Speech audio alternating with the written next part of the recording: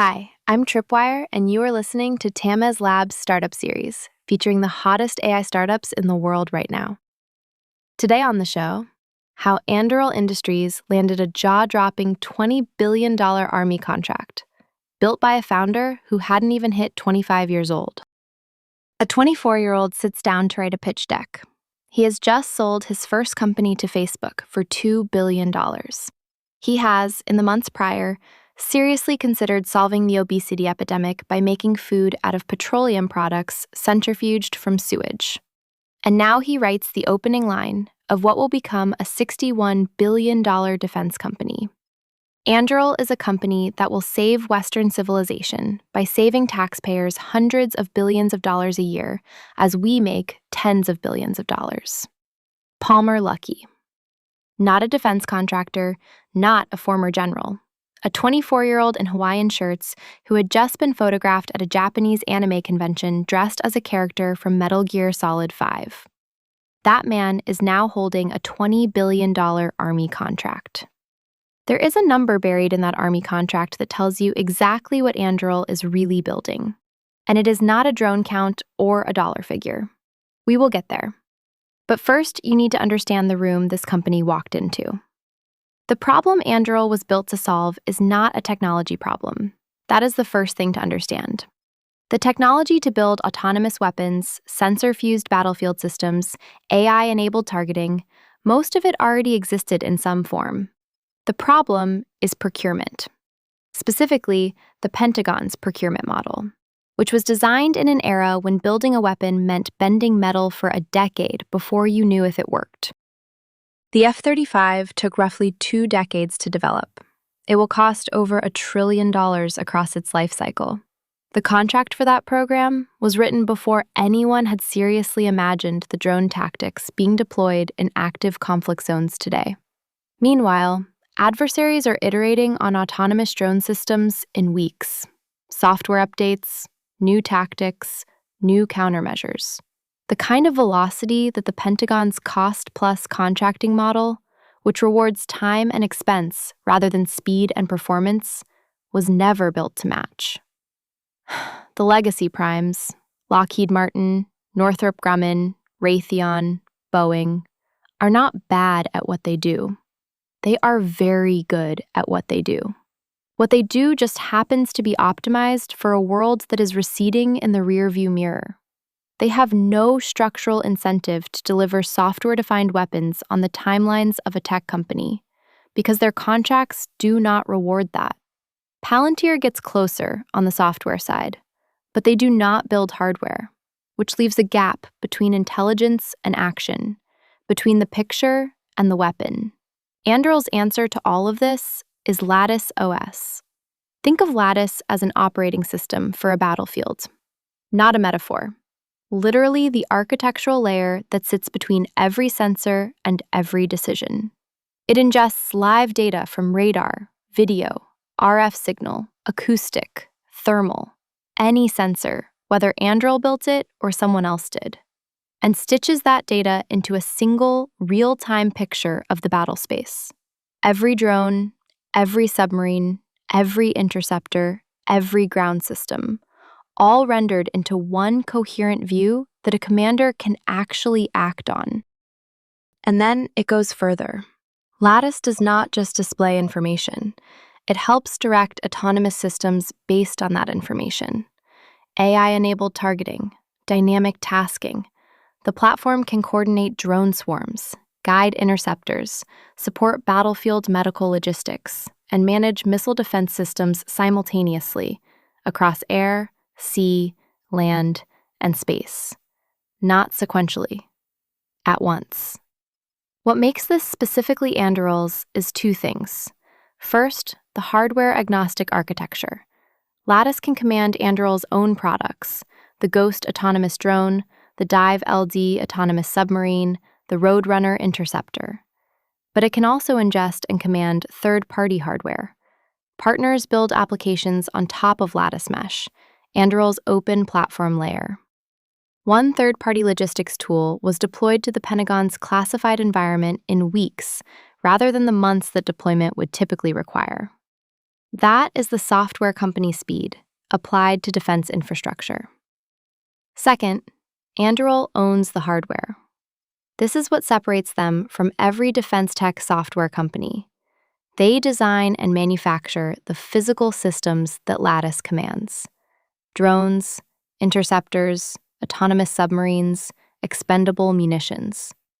They show up to the Pentagon not with a slide deck describing what they could build, but with working hardware running live software. The pitch is not a proposal. It is a demonstration. There is a difference, and the Pentagon noticed. The revenue model reflects this structure.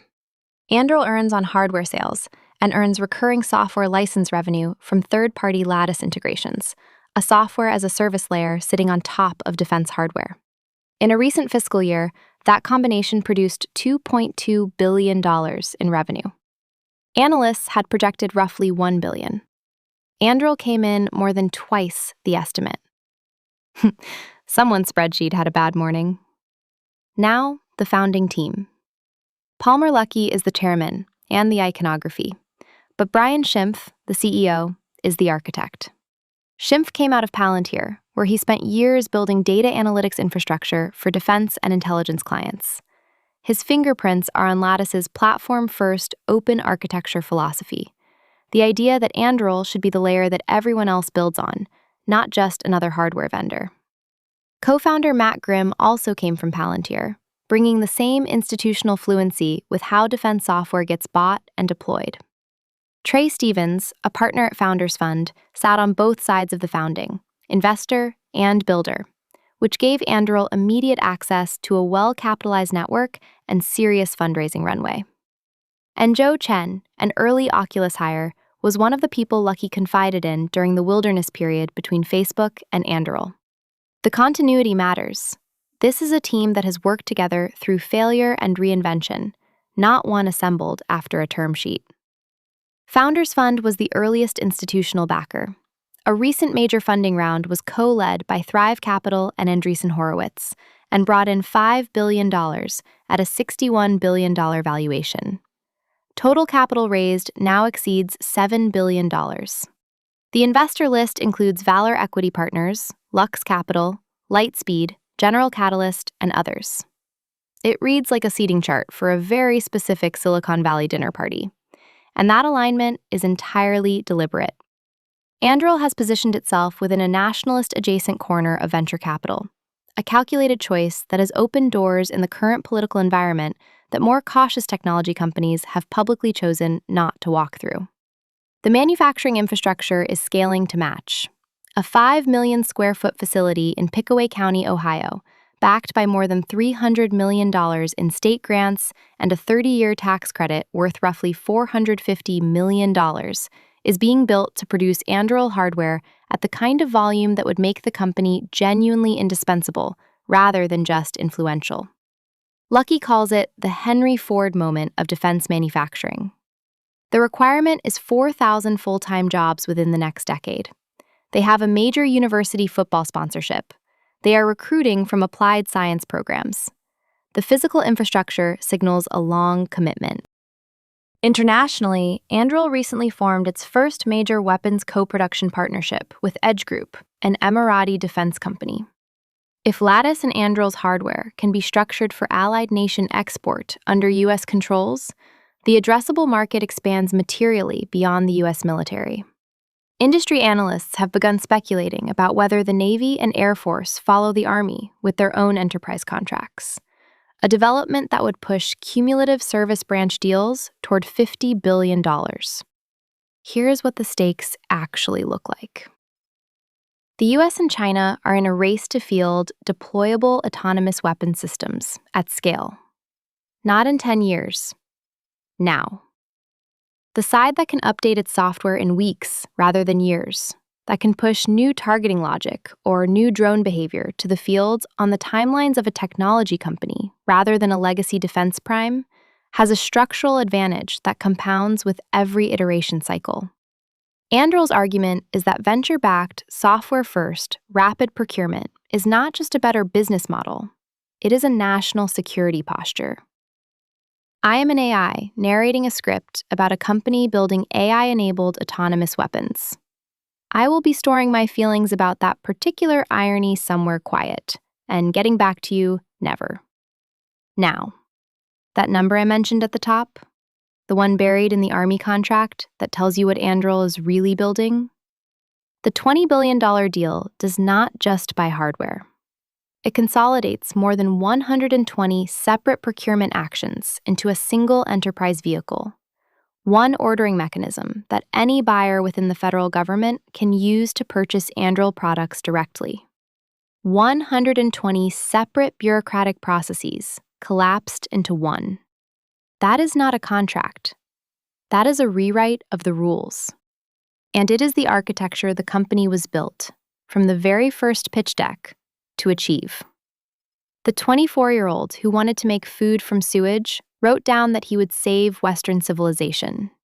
A handful of years later, the Army handed him the keys to the procurement system. Whatever you think about that outcome, and there is genuinely a lot to think about, it is not a story anyone predicted. Except apparently, him. Thank you for listening to Tamaze Labs. You can show our podcast team some love with 5 stars and a follow. Stay hungry, stay foolish. Grab news. Thomas.